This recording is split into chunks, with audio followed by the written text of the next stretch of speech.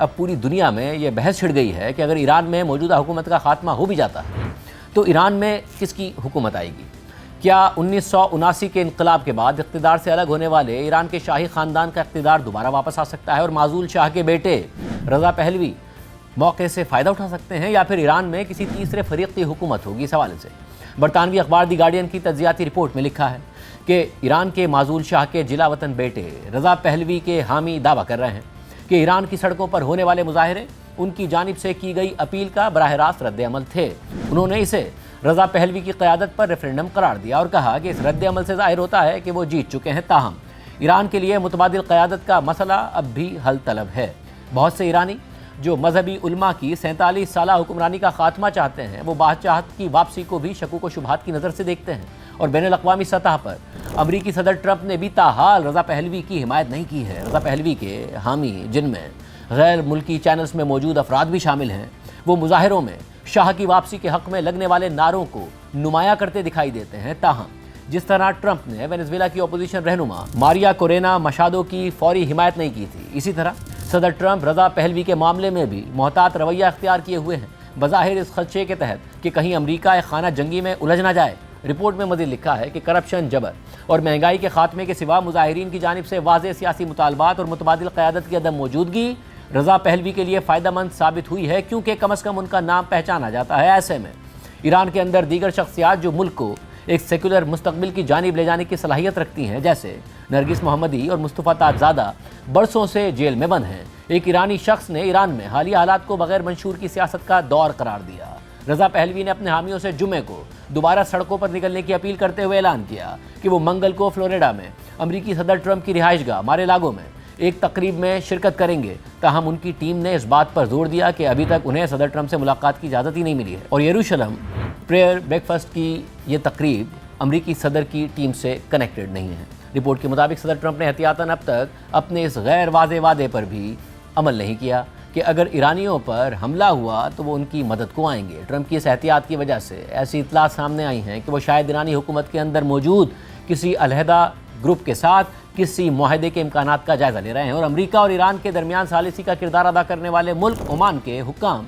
اس ہفتے کے آخر میں تہران پہنچنے والے ہیں۔ اگرچہ مایوسی بڑھتی جا رہی ہے، لیکن اس بات کا کوئی اشارہ نہیں ہے کہ ایرانی حکومت کے بعض حصوں میں پھیلنے والی گھبراہٹ سپریم لیڈر کو اپنے یورینیم کے ذخیرے کو برقرار رکھنے یا ملک کے اندر یورینیم افزودگی کی خواہشات پر نظر ثانی پر مجبور کر رہی ہے۔ سپریم لیڈر کے نزدیک یہ معاملہ قومی خود مختاری کی علامت ہے، لیکن ٹرمپ ممکنہ طور پر رضا پہلوی کی مکمل حمایت کے حوالے سے بھی بہت محتاط ہے، کیونکہ رضا پہلوی کی واپسی کے مطالبے کی غلط تشریح کا امکان موجود ہے۔ گارڈین کو ایک ایرانی شخص نے بتایا کہ آج نعروں میں جو کچھ سنائی دیتا ہے وہ بادشاہت کی واپسی کی پکار نہیں ہے، بلکہ ایک بند گلی سے فرار کی کوشش ہے۔ ایسا معاشرہ جس کے پاس نکلنے کا کوئی راستہ نہیں ہوتا پیچھے ہٹ جاتا ہے، ایسا وہ شوق سے نہیں بلکہ مجبوری کے تحت کرتا ہے۔ یہ پسپائی کوئی انتخاب نہیں ہے، بلکہ ایک تھکے ہوئے سیاسی جسم کا اعصابی رد عمل ہے جو اب نسخوں پر رد عمل نہیں دیتا۔ ایرانی شخص نے مزید کہا کہ دہائیوں تک ہمارے معاشرے کو کہا گیا کہ انتظار کرو، اس نے انتظار کیا۔ اسے کہا گیا کہ سب ٹھیک ہو جائے گا، لیکن کچھ ٹھیک نہیں ہوا۔ اسے کہا گیا کہ یہ مزید بگڑ نہیں سکتا، لیکن یہ مزید خراب ہو گیا۔ پھر کہا گیا کہ ہمارے پاس کوئی متبادل نہیں ہے، مگر بالکل اسی لمحے لوگوں نے اپنے متبادل خود تیار کر لیے، اور ایسا انہوں نے دانش مندی سے نہیں بلکہ زندہ رہنے کی کوشش میں کیا۔ بادشاہت پسندی کا نعرہ رضا پہلوی کے لیے محبت کا اعلان نہیں ہے، یہ اسلامی جمہوریہ کے لیے نفرت کا اعلان ہے۔ یہ ایک نہیں کی چیخ ہے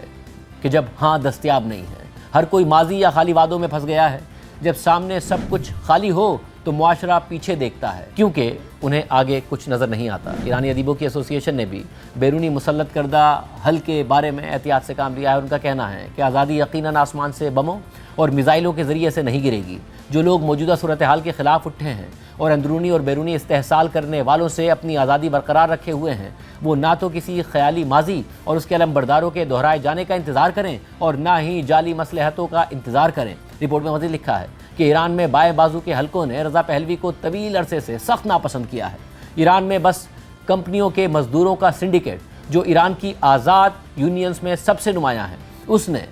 گزشتہ ہفتے کہا تھا کہ وہ پرانی اور آمرانہ طاقت کے دوبارہ آنے کے خلاف ہے۔ مزدوروں کے سنڈیکیٹ نے مزید کہا کہ مزدوروں کی آزادی کا راستہ عام لوگوں کے اوپر کھڑے کسی لیڈر کے راستے یا غیر ملکی طاقتوں پر انحصار سے نہیں گزرتا ہے۔ اس ساری صورتحال میں موجودہ اصلاح پسند ایرانی قیادت کے پاس چند حل باقی ہیں جو جون میں 12 دن کی جنگ سے پیدا ہونے والے قوم پرستی کے خاتمے کو سمجھنے کی کوشش کر رہے ہیں۔ یہ بات عوام کو اس چیز کے خلاف متحد کر سکتی ہے جس کے متعلق ایرانی حکومت دعویٰ کرتی ہے کہ غیر ملکی بدنیتی اور ہنگامہ آرائی کی کوشش ہے۔ یونیورسٹی آف تہران کے سیاسیات کے پروفیسر احمد نقیب زادہ نے خبردار کیا ہے کہ یہ تمام حل اب ٹیکنوکریٹک نہیں بلکہ تاریخی ہو سکتے ہیں۔ ان کا مزید کہنا ہے کہ آخرکار ایران میں وہی دوبارہ دہرایا جائے گا جو یورپ میں ہوا، یعنی انہوں نے مذہب اور ریاست کے درمیان تنازع کا فیصلہ ریاست کے حق میں کیا۔